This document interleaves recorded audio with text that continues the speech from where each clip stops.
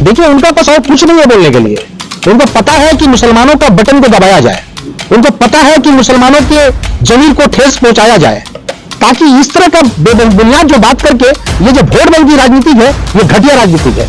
ऐसे कभी देश एक्सेप्ट नहीं करेगा ऐसे राजनीति को, क्योंकि इनको पता है कि रोजगार नहीं है, इनको पता है कि नौकरी नहीं है, इनको पता है कि एजुकेशन नहीं है, इनको पता है कि हेल्थ चरमराया हुआ है, देश जो अर्थव्यवस्था है वो चरमरा गया है, इनको पता है। अगर ये इस तरह का बात नहीं करेंगे तो ये वोट इनको नहीं मिलेगा, इनको देश से उखाड़ के फेंक दिया जाएगा। देश में अंधविश्वास नहीं चलेगा, देश में झूठा राजनीति नहीं चलेगा। राजनीति अगर सीखना है तो इस्लाम से राजनीति सीखिए। इस्लाम राजनीति जो बताता है, सच्चा राजनीति बताता है। तो हम इस इस्लाम, जैसे कि आप जानते हैं नुपुर शर्मा के मामले में सारे मुसलमान नेता चूहा के बीच में डूब गए थे, आप फिलिस्तीन के मामले में डूब गए थे, आप कुरान के मामले में बोलना नहीं चाहते, आप नबी चिन्ह में बोलना नहीं चाहते, आप फिलिस्तीन के मामले में बोलना नहीं चाहते। आप सिर्फ बोलना चाहते हैं कि दीदी दादा का ऑर्डर आएगा तभी आप बोलना चाहते, तो मुसलमान ऐसे बर्दाश्त नहीं करेगा। मुसलमान के मुद्दे पे बोलना होगा, और मुसलमान के मुद्दे पे नहीं बोलेगा तो हम जैसे लीडर आपके खिलाफ खड़े होंगे, चाहे राजनीति का मैदान क्यों ना हो, जवाब देने का काम करेंगे। पूरे कलकत्ता शहर मुसलमान को ये कहना चाहता है, होशियार हो जाइए और अपना अधिकार, अपने वोट को पहचानना होगा। हमारा इख्तियार जो था वो मुझे छीन कर लेना होगा। वोट जैसे जो सिचुएशन है, आज टीएमसी के बड़े बड़े मुसलमान के नेता कहा है, उनसे पूछना चाहते हैं। मैं टीएमसी का विरोधी नहीं हूं, मगर इसलिए कह रहा हूं कि अगर हमारा काम अगर मुसलमानों का नहीं होगा तो सवाल आपसे पूछेंगे, क्योंकि आप गद्दी में बैठाए हम लोगों ने, आपको वोट देकर के उस सत्ता पे बैठाया तो काम करने के लिए, मगर काम कुछ नहीं है। मैं सबकी बात करता हूं, सबकी इज्जत रिस्पेक्ट करता हूं। ये हमारा इस्लाम कहता है, ये हमारा कुरान कहता है, ये हमारे नबी का तरीका, सुन्नत तरीका है कि सबको लेकर चलना हमारा तरीका है। मगर धर्म या राजनीतिक आप काम के मुद्दे पे आइए, काम के मुद्दे पे नहीं आके सिर्फ धर्म के मुद्दे पे ये देश नहीं चलेगा, और देश के नौजवान आगे कभी नहीं बढ़ेगा, और देश तरक्की नहीं करेगा।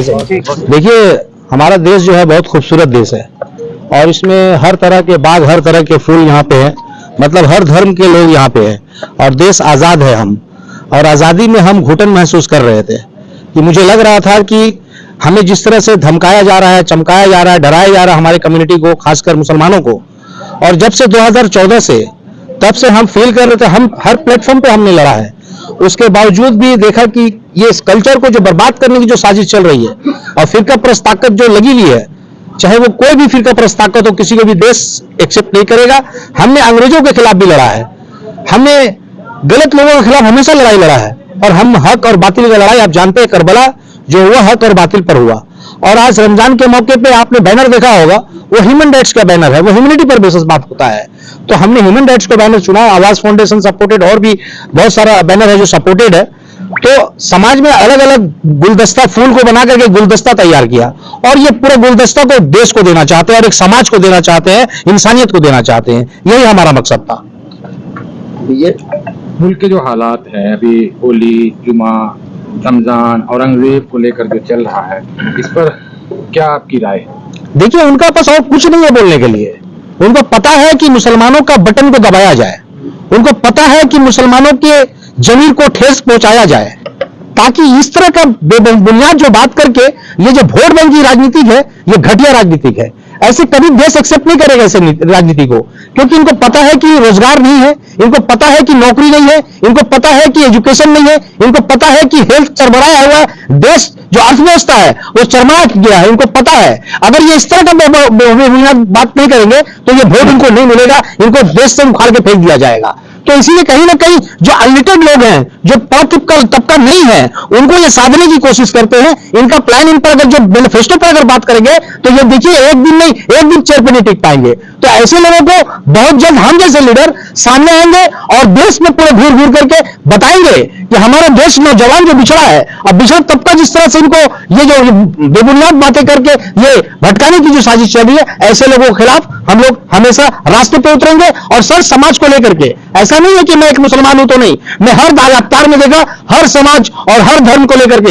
ह्यूमन राइट्स का मतलब क्या है? हर धर्म को लेकर के, हर समाज और कल्चर को बनाए रखना, ये हमारी जिम्मेदारी है। और देश में यही चलेगा, देश में अंधविश्वास नहीं चलेगा, देश में झूठा राजनीति नहीं चलेगा। राजनीति अगर सीखना है तो इस्लाम से राजनीति सीखिए। इस्लाम राजनीति जो बताता है, सच्चा राजनीति बताता है। तो हम इस इस्लाम को, और आज जैसे जानते हैं हमारे जो पहले जो हमारे बड़े बड़े फ्रीडम फाइटर गुजरे, मौलाना अबुल कलाम आजाद, उन्होंने बताया जब बंटवारा हो रहा था तो वाहिद मौलाना अबुल कलाम आजाद थे, उन्होंने कहा था कि मुसलमानों रुक जाओ, बंटवारे की तरफ नहीं जाओ, जो बंटवारे किए उनको ये जवाब देना होगा। लेकिन हम वो मुसलमान हैं जो हम अपने वतन से मोहब्बत करते हैं और इसी वतन में मिट जाएंगे, इसी वतन में सजदा करते दुनिया से कुछ फरमा जाएंगे, मगर हमें कोई जुदा नहीं कर सकता, हमें अलग नहीं कर सकता। हिंदू मुस्लिम सिख ईसाई हम सब है भाई भाई, ये ह्यूमनिटी का और ये ह्यूमन राइट है। ये बंगाल में और बीजेपी के बीच में जो बयानबाजी चल रही है और उसमें टारगेट किया जा रहा है मुसलमान को, इसको क्या किस नजर से देखते हैं?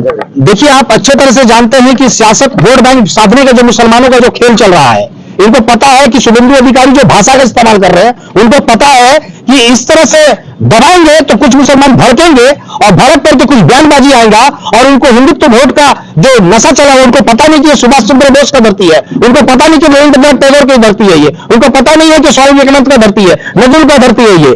ये मौलाना अबुल कलाम आजाद जैसे लोग जो देश में जो पैदा किए थे ना मुक्ति बनाने का, हम सब ऐसे लोग को आगे आना होगा, नौजवानों को आगे आना होगा। ऐसा राजनीति नहीं चलेगा इस देश में, और खासकर बंगाल में बिल्कुल नहीं चलेगा। हमारे बंगाली समाज जो है और हम जैसे कम्युनिटी लोग हैं, आने वाले समाज को जो कल्चर जो इकट्ठा करेंगे और ऐसे फिरका प्रस्त ताकत को पछाड़ने का काम करेंगे, चाहे राजनीतिक प्लेटफॉर्म क्यों ना हो। बीजेपी का जो बयानबाजी है उस पर टीएमसी के जितने मुस्लिम लीडर आन हैं, जो बड़े बड़े भाषण और बड़े बड़े बातें बड़े बड़े पूंजीपति बने, उनको साफ तौर पे कहना चाहते हैं, स्टेट फॉरवर्ड आपके मीडिया के माध्यम से जितना कहना चाहते हैं कि मुसलमानों का वोट बनाना बेवकूफ बनाना बंद कीजिए। आप ऐसा नहीं चलेगा राजनीति। आप बीजेपी का डर दिखला के मुसलमानों को बेवकूफ नहीं बना सकते। आप मुसलमानों को काम पर बात करना होगा पूरे हिंदुस्तान में और खासकर बंगाल में, कोलकाता शहर में उर्दू विभाग को जो बेवकूफ बनाने की जो साजिश चल रही है, उसके खिलाफ हम रास्ते पर उतरेंगे। जैसे कि आप जानते हैं नुपुर शर्मा के मामले में सारे मुसलमान नेता चूहा के बिल में डूब गए थे, आप फिलिस्तीन के मामले में डूब गए थे, आप कुरान के मामले में बोलना नहीं चाहते, आप बबली चीज में बोलना नहीं चाहते, आप फिलिस्तीन के मामले में बोलना नहीं चाहते, आप सिर्फ बोलना चाहते हैं कि दीदी दादा का ऑर्डर आएगा तभी आप बोलना चाहते, तो मुसलमान ऐसे बर्दाश्त नहीं करेगा। मुसलमान के मुद्दे पे बोलना होगा और मुसलमान के मुद्दे पे नहीं बोलिएगा तो हम जैसे लीडर आपके खिलाफ खड़े होंगे, चाहे राजनीति का मैदान क्यों ना हो, जवाब देने का काम करेंगे। पूरे कलकत्ता शहर मुसलमान को ये कहना चाहते हैं, होशियार हो जाइए और अपना अधिकार अपना वोट को पहचानना होगा। हमारा इख्तियार जो था वो मुझे छीन कर लेना होगा। वोट जैसे जो सिचुएशन है, आज टीएमसी के बड़े बड़े मुसलमान के नेता कहां है, उनसे पूछना चाहते हैं। मैं टीएमसी का विरोधी नहीं हूं, मगर इसलिए कह रहा हूं कि अगर हमारा काम अगर मुसलमानों का नहीं होगा तो सवाल आपसे पूछेंगे, क्योंकि आप गद्दी में बैठाए हम लोगों ने, आपको वोट देकर के उस सत्ता पे बैठा आपको काम करने के लिए, मगर काम कुछ नहीं है। आज हमारा विषय तब का सच्चा रिपोर्ट देखिए मुसलमानों का, ये सच्चा रिपोर्ट है कि बंगाल के सर्जरी जो सेक्युलर ब्लॉक कहा जाता है, यहाँ मुसलमानों का जो हाल है वो बहुत से बेहतर है। इसका कौन जिम्मेदार है? तो कहीं ना कहीं ऐसे नेताओं को लाइएगा तो ये हाल होगा। मुसलमानों को आगे सोचना होगा, लीडरशिप चेंज करना होगा। धर्म की राजनीति तो आप देखिए, मुसलमान देखिए, मैं आपको पहले कहा कि यहाँ ह्यूमन राइट्स का बैनर है, ये मुसलमान मैं ऐसे मेरा ईमान है, उस पर कोई हटा नहीं सकता मुझे, मगर धर्म का जहां बात है, यहाँ धर्म सर्वधर्म सम्मति से बात होगा, या हिंदू मुस्लिम सिख ईसाई का बात होगा। मैं सबकी बात करता हूँ, सबकी इज्जत रिस्पेक्ट करता हूँ। ये हमारा इस्लाम कहता है, ये हमारा कुरान कहता है, ये हमारे नबी का तरीका सुन्नत तरीका है, ये सबको लेकर चलना हमारा तरीका है। मगर धर्म या राजनीतिक आप काम के मुद्दे पे आइए, काम के मुद्दे पे नहीं आके सिर्फ धर्म के मुद्दे पे ये देश नहीं चलेगा और देश का नौजवान आगे कभी नहीं बढ़ेगा और देश तरक्की नहीं करेगा।